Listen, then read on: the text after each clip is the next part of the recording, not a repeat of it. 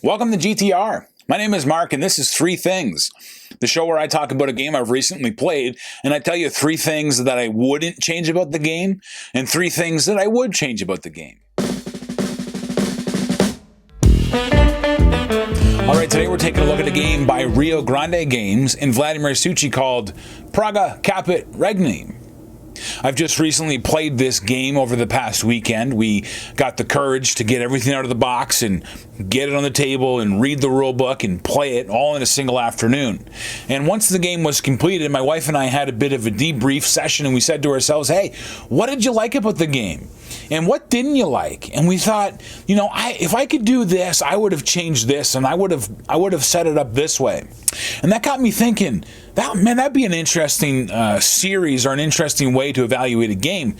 What are three things that I wouldn't do differently?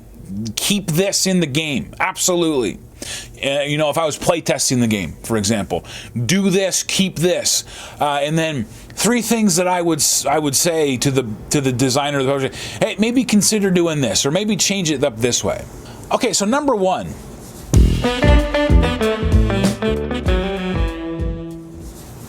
Something that I would not change about Praga is the dials.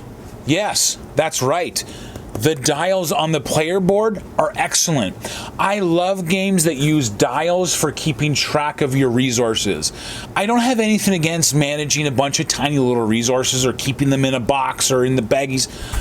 But when a game is big like this and is thinky like this, not managing your resources with a bunch of little wooden things or cardboard things is excellent. And I love this. You can increase your thing. And not to mention, when you're increasing these, unlocks various bonuses based on this little piece hitting a dial. I absolutely love that, and I wish more games would use dials. So not only on your player board do you have a dial, but the main feature of the game. And so this is one piece of a 6-sided board. This is massive. And so this is the main feature of the game. And there's these little double-sided hex tiles that are your actions. And when you take one of these, you perform the action. And before you put it back, you spin the wheel and replace it. And then these are the values of the hexes. And so these costs money. The green zone are free. And then the blue zone start getting victory points assigned to them if you take them. And that's a wonderful way to kind of change the value of tokens and actions that aren't taken yet with very little interaction. Normally in games, when actions don't get taken, you have to take money and put it on them. And then when you take that action finally, you get to take all that money. While that's great, don't get me wrong, because there's so much happening and the tiles are always changing, this is an amazing way to track that and capture that in a very easy, unfiddly way. And the pieces fit perfectly in here, and so when you move them, they all just move around. And I think that needs to be a mainstay in a lot more games, if thematically it makes sense and if it isn't just felt like it's thrown in there. So that's number one, are the wheels and the dials on both the player boards and the main board. Number two are the 3D cardboard components that come with the game. And so there's two of these castles or cathedrals. I believe one's called the Cathedral and one's called the Hunger House. And there's also a third one, which is a bridge as well. And these just sit on top of the board next to each other. And you have cubes that you're moving along this grid pattern, either vertically or horizontally. And as you increase on the tiers, the value or the costs to change tiers increases. And that's represented by these kind of steps. And I think that's a great visual representation as to what you're doing, is kind of climbing the cathedral, or maybe building the cathedral or restoring it, or whatever it is thematically that you're doing. What's interesting, though, is that you don't need to use this. This pattern here is printed on the board itself, and so you can just bypass the 3D section of this altogether. And I believe the game comes with some of these are different, and you can kind of just pop these in and out and kind of change up how these are laid out. I think you'd have to play the game quite a bit to get either bored or to have these be predictable. So we just kind of threw them in there as they are on the board and went with it that way. And then the bridge is something that is integral to the gameplay itself. These are just recommendations. You don't have to play with these. You can keep these separate and just play with the board. The bridge, however, you have to play with it. It's integral to the way the game plays. And I think that's interesting to have this 3D component integrated into the board game itself. I enjoyed it. I didn't think it was gimmicky. I didn't think it was fiddly. In fact, I very much enjoyed it. And you're really working towards getting to this bridge and putting these little tiles on the bridge. And that was very satisfying. I thoroughly enjoyed it.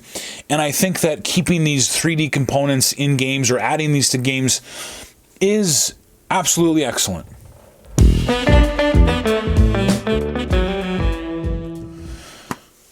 Okay, number 3. What I enjoyed about Praga is that there are a lot of ways to score points. And that's great. There's a lot of ways to score points.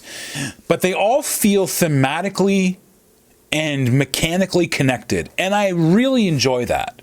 For example, one area you go and you get these tiles here. And then you place these tiles next to your board. And there's these adjacency bonuses that if you get these red crosses next to each other, you get an actual cardboard tile or chip that indicates that you've made this adjacency bonus. And that's great. But then if you go to one of these buildings here, for example, this one, this has the same symbol. So if you get one of those tokens for making these adjacency bonuses, then you can increase the value of that token on this track. You can still get the adjacency bonus here, but then you can increase the value of those elsewhere. It's not just this is a track and you had to get up high up on it as you can, because if you get up this way, it's worth a lot of victory points. And if you get this way, it increases the values of those tokens. So you can just go vertically and get lots of points, but you can also go horizontally. But going horizontally is only beneficial if you have lots of these adjacency bonuses. So that's number 3, and I thought that was absolutely excellent, and I enjoy and also commend the designer for those thematic and mechanical choices that were put into this game. Okay, on to what I would change about Praga. Number 1, the box. The box is absolutely too small for what is in this game.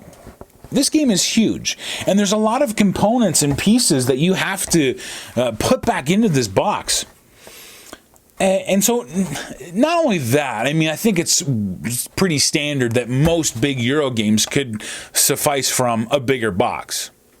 And you know, I understand that there's organizers that you can purchase or 3D print, and you can use some sort of external storage organization system, which we use.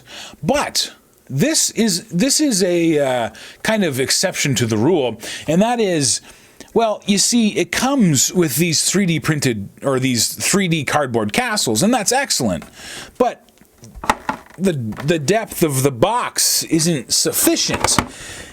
And I am not deconstructing this every time I play the game or put it away. And so I'm left with this decision that I don't want to make. And that is, what do I do with this when I'm not playing the game? It's nice, but it's not like it's absolutely gorgeous that I want to put it on my display. And so what do I do with this? I mean, I guess I could just take this top thing off and put it in, but then this is falling off, and then that means that I got to keep this somewhere, and then every time I play this, I got to build this little bridge thing, and I go, why? Why is the game not big enough that I can put this in the box comfortably and keep it this way?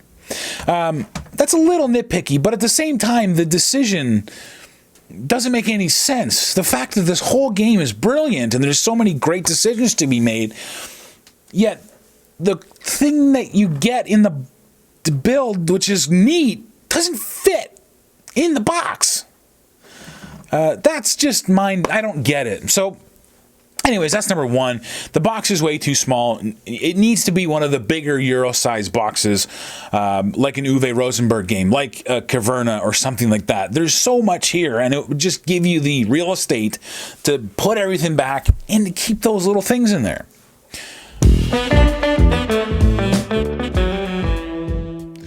Number 2, there are, like I've mentioned, there are so many things to do in this game, so many places to get points, so many ways to score and make combos. And what you need to do is be efficient in making those combos and make the best possible combos that you can. I get it.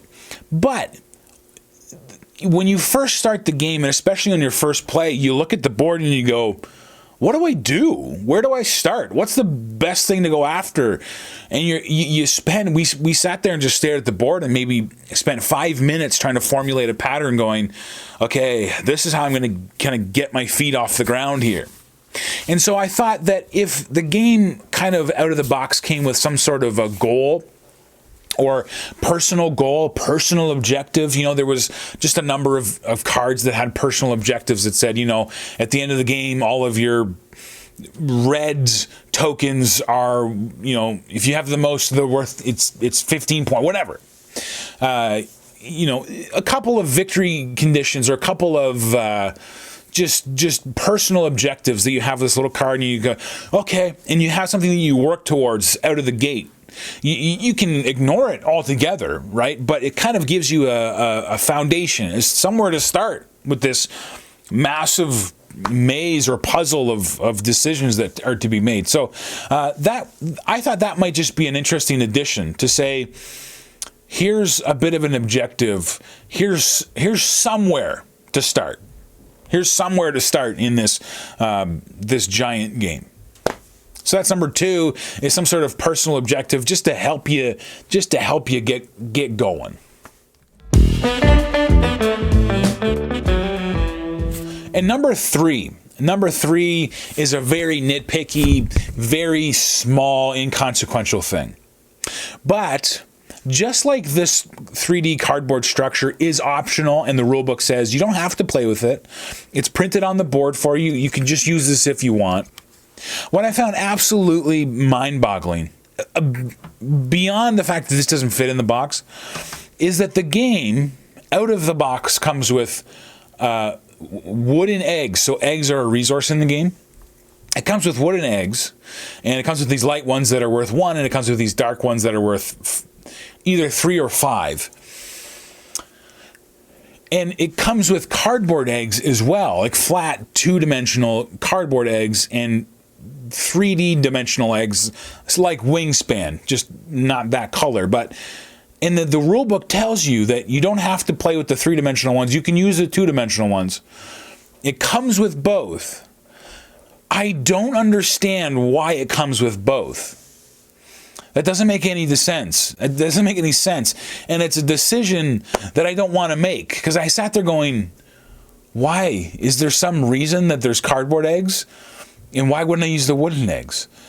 Why are they in here? I had this kind of internal conflict before starting the game going, what's the point? I just looked around going, why are there 2 different types of eggs? It didn't make any sense. Again, as you can probably agree, that's relatively nitpicky, but it was something that I didn't understand. So that's number 3. The game natively out of the box comes with 2 types of resources, a 3-dimensional and a 2-dimensional, as well as a 3-dimensional and 2-dimensional version of this. But that's because it's printed on the board, and so if you put this on the board, it would just make sense that it wouldn't cover up, it wouldn't just have like a white space there. Anyways, what I'm saying is, the fact that it comes with 3-dimensional eggs and 2-dimensional eggs, I find very comical. And if you know the answer, maybe there's a reason. I would love to know it. I don't believe that the rulebook indicated it very well. But if you know the answer, let me know down in the doobly-doo below. I'd love to hear from you. All right, guys, that's 3 things on Praga, Caput, Regni. Thanks for joining. Thanks for staying until the end. And until next time, peace.